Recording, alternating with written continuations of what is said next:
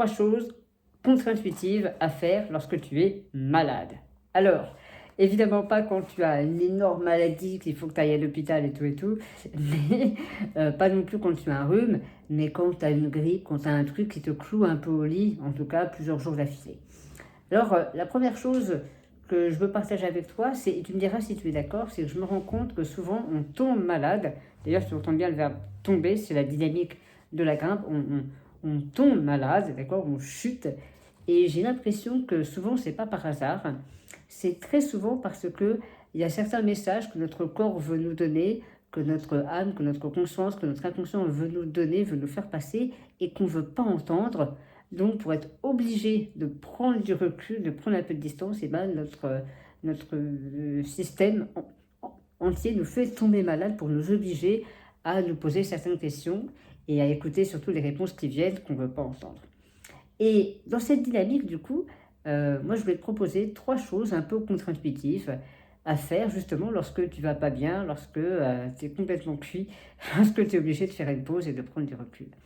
Alors, la première chose, c'est de te faire plaisir.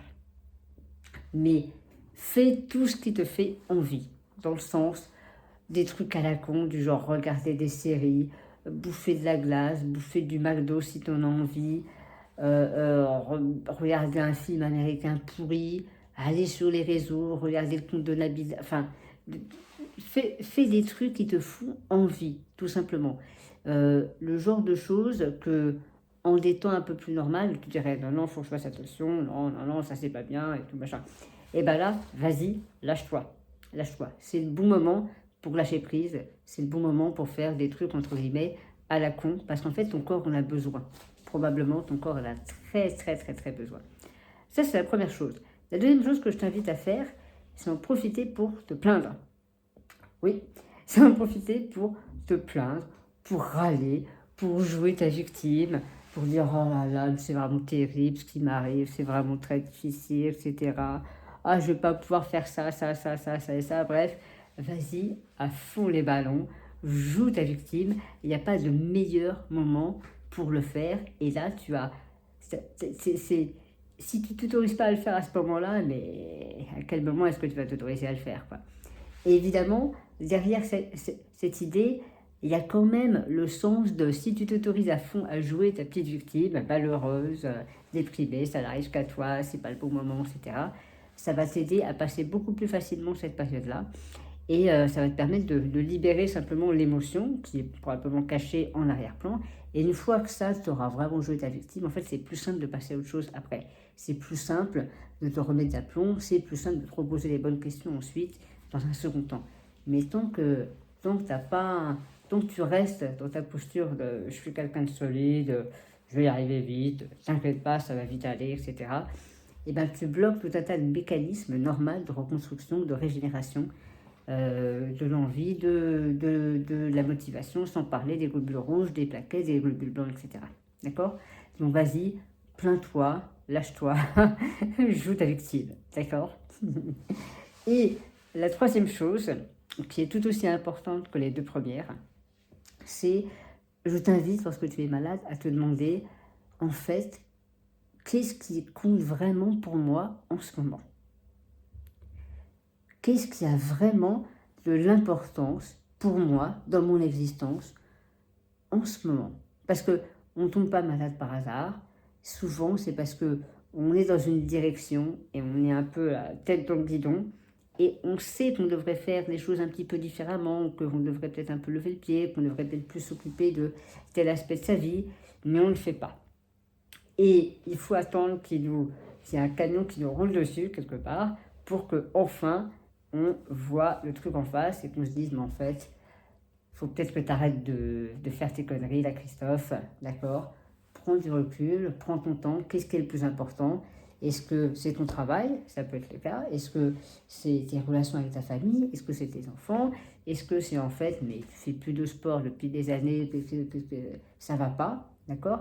Mais pose-toi vraiment cette question, qu'est-ce qui compte vraiment pour toi là maintenant? Et c'est quand on n'est pas bien que bizarrement on a la vue un peu plus claire, ou alors en tout cas juste après. Et c'est vraiment le bon moment pour se poser ce genre de questions un peu essentielles, ça va te remettre dans le droit chemin. Après coup, tu pourras dire, heureusement que j'ai été malade à ce moment-là. D'accord? Et c'est tout l'intérêt, entre guillemets, c'est tout le côté potentiellement positif d'être pas bien pendant une semaine, pendant 2 semaines, d'avoir chopé le Covid, je sais pas quoi. Et c'est d'en tirer quelque chose de positif. Et on est toujours dans cette dynamique un peu cucu à praline, mais de comment transformer le plomb en or. Mais c'est exactement ça en fait. Et on ne peut pas faire autre chose.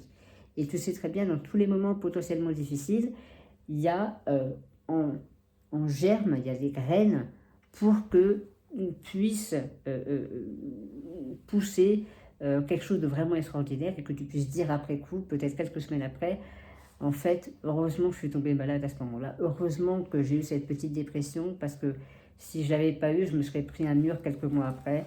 Donc ça m'a permis de me rendre compte de certaines choses, ça m'a permis de me poser les bonnes questions, de prendre du recul. Et heureusement que j'étais malade à ce moment-là. Et là, du coup, eh ben, c'est cool parce que mentalement, consciemment et inconsciemment, tu vas pouvoir réajuster, tu te sentiras mieux, tu auras moins de regrets, moins de pression, moins de tout un tas de trucs qui ne sont pas forcément agréables. Et du coup, tu te remémoreras cet instant, pas comme quelque chose de chiant, de relou, de pénible, de douloureux, mais comme, en fait, heureusement que ça m'est arrivé. C'était une très bonne chose, j'avais besoin de ça. Voilà. Dis-moi ce que tu en penses dans les commentaires. Je te souhaite une très belle journée et je te dis à la prochaine. Salut. Et d'ailleurs, pour info, si ça vous branche, j'ai recalé une prochaine masterclass qui sera le lundi 13. Le 13 juin, de 17h à 20h. On passe 3 heures ensemble. Et l'idée, c'est simplement de t'aider à te remettre en marche, à te remettre en selle et à reprendre les rênes de ton existence au niveau de tes pensées, au niveau de ta parole, au niveau de tes actions, au niveau de ton énergie, tout simplement. Voilà, donc si ça te branche, si tu as besoin d'un petit coup de pied au cul avant l'été, eh ben, ce sera le bon moment. Contacte-moi et puis je te donnerai toutes les infos. Ou si tu as besoin de plus d'infos, tu m'envoies un petit message et puis on en cause. Allez, salut, ciao, bonne journée.